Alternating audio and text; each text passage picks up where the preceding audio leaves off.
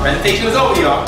Summary is this: is ultimately, in order for us to have any degree of knowledge of self, we have to understand where we came from, go back to what the ancestors left us in the culture, and that will allow us to implement autonomy so that way we can re-establish communities while in captivity, governed by Torah, with people that know how to operate and move and seek and protect the community through home births, homeschooling, institute their own governmental systems by means of body politics. All of that stuff is in Torah to teach you how to govern and protect and securitize your own communities. And if you don't believe me that can work, all you gotta do is look at the white Jewish communities. They had it on lock. They had it on lock. They had their own police, their own fire truck. If they get sick, they hit 911, they're gonna send somebody of their own come in there. If they have a robbery or something happens, one of their own comes there, their children go right to the schools, they learn the language, they only get kosher foods. They understand that when you use culture, you can be economically prosperous, and not only economically prosperous, but you can take control of your own community. We ourselves don't know how to create municipalities by way of implementing culture and establishing autonomy to run our own communities. It starts first with coming into who you are. You have to get into that Torah and understand who you are as a people, and it will resurge your ancestral roots, and that way we can become a collective whole again, without spot, without wrinkle, because we would not be connected to our oppressors, but we would be patronizing one another for our survival as we're going through Jacob's struggle. All right, so now presentation is over. I'm gonna open up the floor for questions. Now I may not be able to answer everything, but I'll do my best. All right, questions? I have a question. How do you separate or become autonomous within the oppressed system? Because if we're still in the land and in that oppressive system, there's some level of connection that we still have to them by way of some of the resources.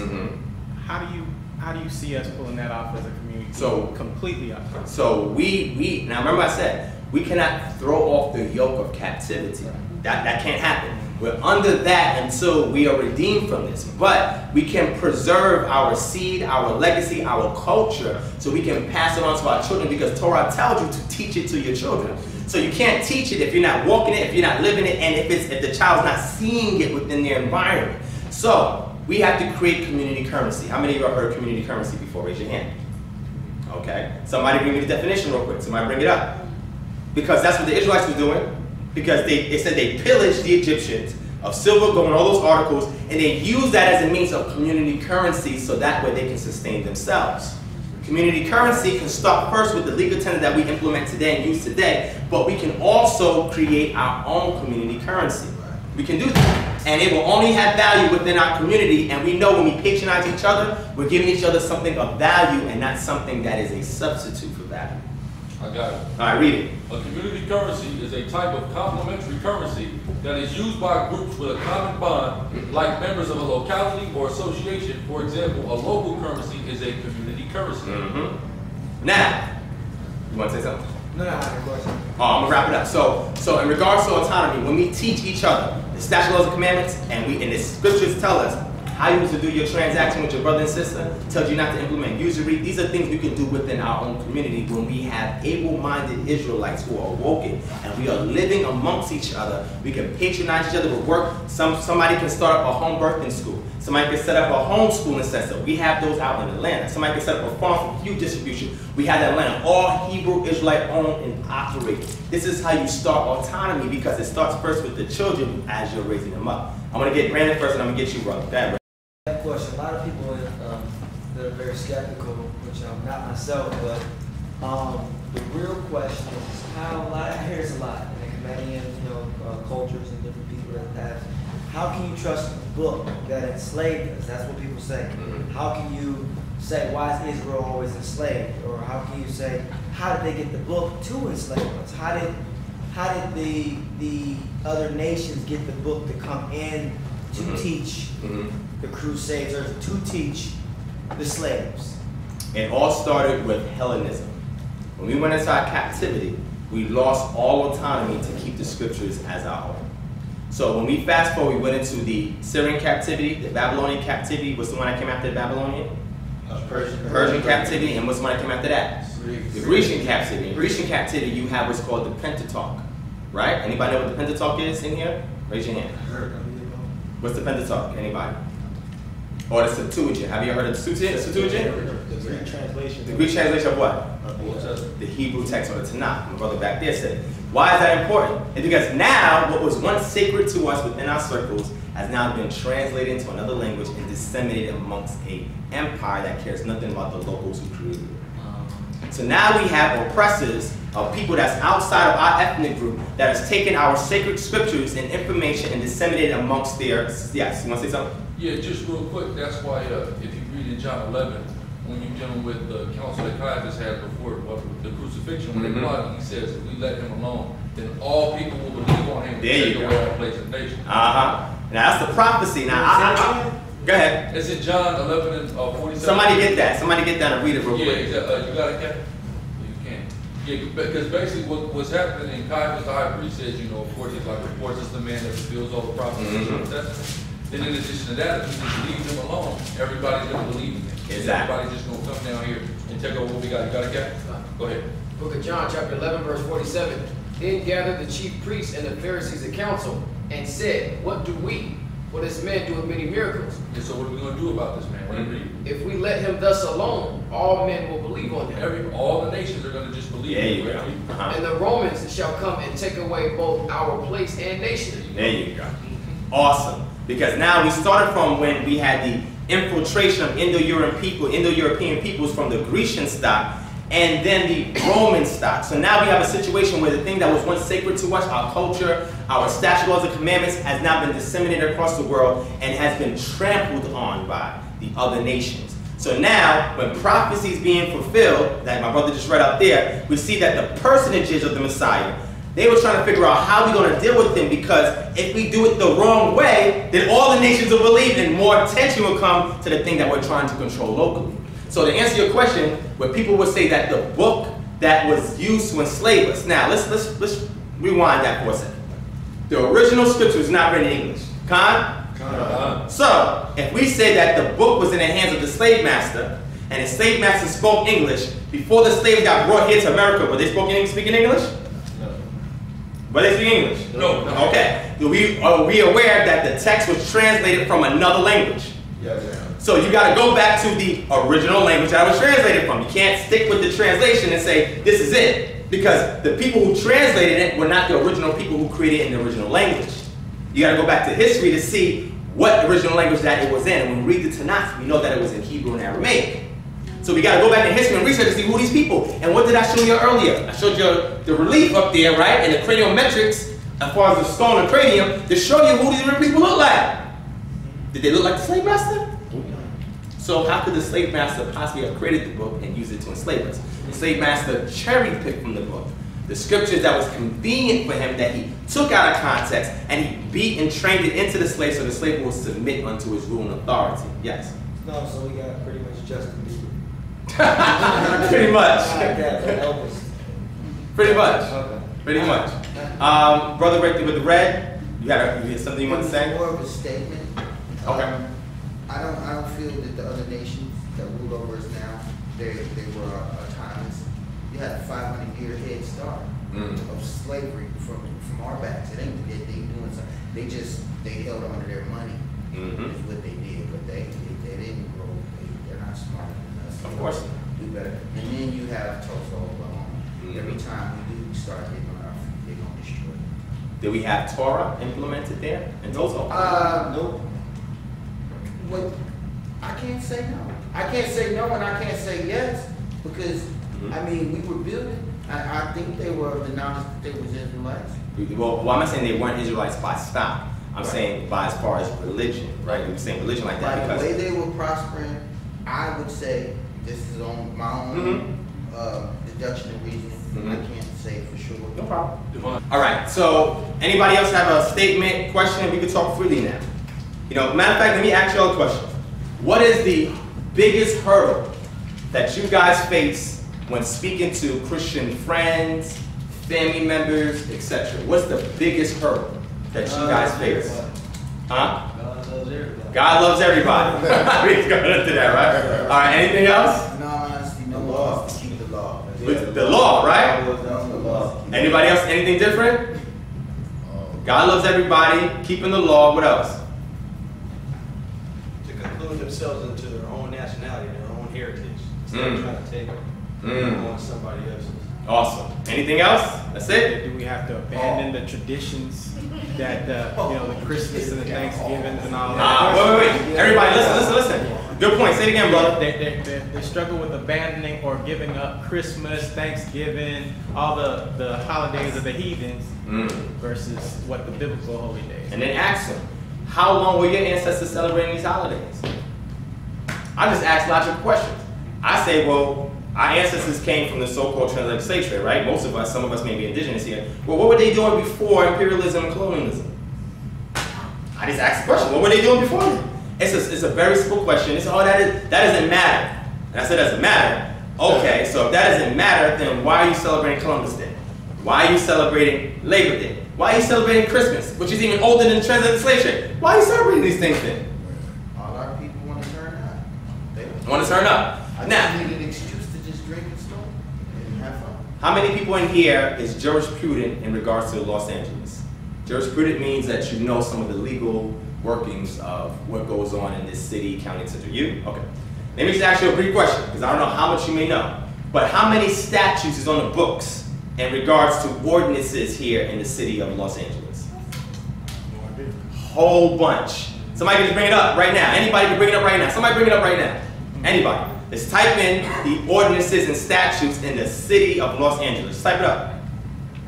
And sometimes some places maybe call it penal code, things of that nature. Now you're aware that if you break into these things, you're going to be brought before a judge. And you can't say, well, I didn't know what happened. I just didn't know the law. You can say that, right? But yet you have over 1,000+ statutes that you are required to know. How many of you know all 1,000 statutes? But you're still a citizen. You're still driving around. You're still walking around. And you're going to say, well, the law's done away with. Why? Because you don't know it. That's why it's done away with, because you don't know it. You say it's done away with. So what I'm doing is I'm trying to get it out next winter. Well, the winter that's coming up. A guidebook or a handbook that you guys can give to your family members who you're trying to explain your positioning and understanding their reasoning and logic from their worldview, and to be able to better have a conversation with nothing but facts. That book is nothing about my opinion, anybody's opinion. It's nothing but fact after fact after fact after fact. Like I just showed y'all. How many of y'all knew all the facts that was in here? Raise your hand. How many of y'all learned something from the facts that you're seeing in here? A lot of stuff that you didn't know before, right? Now imagine a handbook this thick with fact after fact after fact after fact after fact after fact after fact after fact. Then I was like, this is just facts. No opinions, no interpretation, just facts. Even when I showed y'all about the slaves themselves telling you how they adopted their religion. That's a fact. That's an eyewitness testimony. That's nobody's opinion. That's nobody interpreting history. They're telling you themselves what happened. So with that guidebook, what it will do is that it will help you have better conversations, tactfully and diplomatically with your friends and family members, where you can just give them the guidebook, let them read it, and let them come back to you, and now you can answer the questions. They don't want to read, though. I don't want to read, but what you They don't want to read? Okay, all right. Then we can do the DVD. There you go. I'm just messing with y'all. start saying the other nation You gotta keep the law. Wait, one at a time. Go ahead. They gonna turn it off. Say again, what you say? As soon as they start saying you gotta do away with Easter and Christmas and all that, they turn it. Well, the book is not telling them what to do and what not to do. It's only showing the historical origins of these things. Just facts. No opinion. Just facts. Pastor can read. Oh, I agree. That's what I want to read. I agree. The only one can read is pastor. That's it. But you gotta ask them, do they do that when they go to work the next day? Hey, if they feel something is going on against them that's wrong, they're not gonna just say, well, whatever my supervisor say. They don't walk around like that. They don't live like that. You don't live life like that. So you're borrowing from somebody's worldview to justify your own worldview. Can't do that. Bring a white rabbi and they believe it. Oh, yeah. So you're saying I gotta get the book into the hands of people that's not our own in order for our people to actually believe it?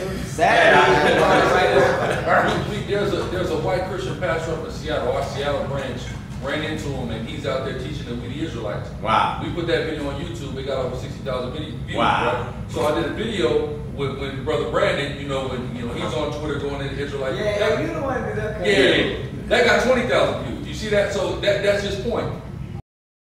The amount that he got, a white man who nobody knows got, simply because he's white. You see what I'm saying? And you know why? Because they're the major ones teaching in our schools. This is why when we talk about autonomy, how many of y'all consider homeschooling? Raise your hand. See, look at this. Well, if we start, go ahead. In California, we got to, because it's required that our kids got to get vaccinated. So you have to homeschool now. You see? So if it starts at homeschooling and we give it to those kids, let's say for example, we're like, you know what? Our family members is gone. They're lost. Me, because out of love, I still bear with them, but after a while it's like, all right, no problem. But we have to start with the kids. So now we have our own children and we're homeschooling them on Torah-based economics, politics, social constructs, ethics, morals, business transactions, political science, everything from the worldview of Torah. Now we're raising up another generation where they already have it embedded in them. So as they are interfacing in society, they already have their worldview from the indigenous culture without external influences teaching them what's important and what's not important. Remember, that's part of culture. It teaches you what's important and what's not. When a black child goes into school in social studies and he's learning about the history of everybody else, he says, what about you? Oh yeah, you was a slave. That's how you started. Start as a slave. How do you start somebody off as a slave? Right. What does that work at? Right. how do you start as a slave? So now they're seeing value of every other ethnic group that they're learning in social studies but their own. Yeah. So now I'm gonna go and buy that Louis Vuitton bag. I'm gonna go and buy that Gucci bag. I'm gonna buy these things. You know why? Because I don't have value in the people of myself. And when my people do something like FUBU, how many of you heard of FUBU before? Yeah. Carcanine, get sold out. They sell out. Self-service out. You know why? Because the moment that they hold on to that and they say it's for us, by us, it's by somebody that looks like us, that's giving you all of these designer clothes that was made by our own people, it's going to change the image and self-worth of the people buying those products. They can't have that. That's why kingdom culture clothing is important. That's why everything else that we do here in our various aspects of society is important. So we have to start at a small level, and it starts with taking back control of our communities by instituting the cultural historicity that our ancestors had laid out for in the scriptures that talk about who we are today. Remember I showed you the curses, right? Because a lot of times we all know the curses are, but when you actually look at the curses and then compare it to what's going on to modern times and during the times of slavery and during the times even before slavery, when the Israelites were migrating out of Israel and going to the various corners of the earth, the curses was following them. Now what we're saying is, we're not saying that we here in America are the only Israelites on the planet. No, we don't teach that. And I think sometimes that's the misconception. What we are saying is, we have been disenfranchised from even being considered as the people or the descendancy of the individuals of the book. So what we're doing is, we're putting ourselves back into franchise mode with the evidence, and some of that I showed you, so that way they can no longer disenfranchise us or disconnect us from a cultural continuity that is our own. When you own your culture, you don't have to go to anybody else to tell you what to do. The reason why they get mad at our community is because we don't have to go to them to validate who we are. We don't have to go to them to validate our information. And with the extent now of social media, the internet, we can do the research ourselves. We don't even have to go to college. Which again is designed to keep you in captivity. That's a different thing altogether. I'm not saying and I'm not saying that college is bad. College is only wrong when you don't take those skill sets and bring it back to your community. So you tell me you got a college degree, I'm like, cool. Okay, so what you do in your community? What you do for your people? Nothing? Okay, so why are we even having this conversation? What good is that? You take it out of the community, bring it to somebody else's community to prosper them, and yet you have to look back and turn your nose up on your people who is not prospering because you're not in the community to assist and help out. So when we're in the community, we have to create incentivized programs to bring these individuals with these skill sets back to the community to help them restore what was lost, and then give them the worldview of culture. So that way they know that these skill sets are valuable in order for the preservation of our seed that's coming after us. Because remember, more and more stuff is coming down on this planet. We're not out of this thing yet. So we have to endure. But if the endurance is not preservated on knowing your culture and being autonomous, when the judgments happen, you're going to be cleaving onto your oppressor while all judgments are raining on you, but when you learn autonomy, you're already disconnected, so whatever's happened to them or being judged is not going to fall upon you. You're going to be self-sufficient, and you're going to be able to sustain yourself in lieu of your oppressor or the foreigners that's outside of you. But it starts first with restoring cultural dynamics. Khan? Anybody else want to say anything else? We got take a few more before we out. Yes. I was going to say another issue is that pretty much the hearts of our people is just so far from the Lord. Brandon made a good point. If you give this information to a white boy or the Caucasian and have him bring out the information, they'll believe it. But and then they'll profess their love for the Lord, but their heart is just so far from it, they still don't want to do it. I don't have a problem with getting people to understand that we're Israelites. We need to come back into the law, statutes, and commandments. The reason we in the position we're in for breaking the law, they get it. It's just, all right, you gonna be at class? And that's the next thing. You gonna be at camp? Is this the next thing? Yeah, I'll be there. And that's it, you never show up. You know what I'm saying? So, I think the hearts of our people are just so far from the Lord. It is. I think you should walk in the churches. Yeah. In the middle of the service. Hey. With the chauffeur. That's great.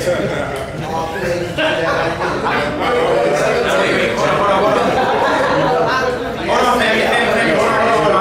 Now wait. I wanna get a sister in here to say something. Let one of the sisters say something about their concerns, if they have a question. I want to allow one of the sisters just to ask their question. That's okay with the brothers. All right. Any of the sisters have a question, concern, or even some insight that they would like to share? My little sister got something. Yes. I No, go ahead, share it. She got too much knowledge in their head tonight. All right. Anybody? Any other sister? Yes. It was more of a comment, like when you guys were speaking on homeschooling, because I homeschool my daughter. Wow. She's been raised in the truth. That's all she knows. She's never touched or ate anything unclean, all of that. But my thing is, being with me homeschooling her, sometimes I want her to get out and, be amongst, socialize and be amongst other children. But, so I enrolled her in dance class. Of course, she's the only Hebrew in the school. And I noticed when she's in dance class, she still has on a skirt over her tights and leotard, and she still has her fringes on. Exactly. But she sees the other kids coming there that look like, excuse my French, little harlots. I saw her say, "Mom, you ought to take my jacket off." I said, "Okay, maybe she's hot." Then she wants to take her skirt off. I said, "No, Mommy, you don't do that. You're a princess.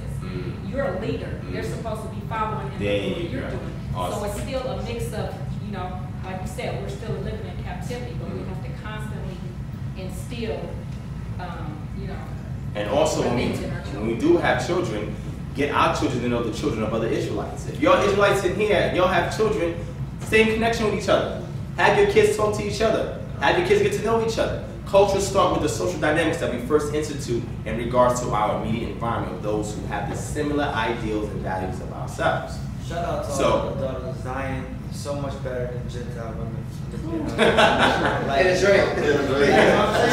How much arguing? Yeah. Like it's not like that, but like whatever. No, I did. That brings me back to the point that my husband was saying, that we need to get our own dance. There you go. That was his answer. There you go. That's autonomy, because culture teaches you the only way we can preserve culture is when we create something without the external influence of those who are not part of the culture. Khan? Yes. Family. I would like to say this, bro. I'm really proud of you, brother. You did an excellent teaching today.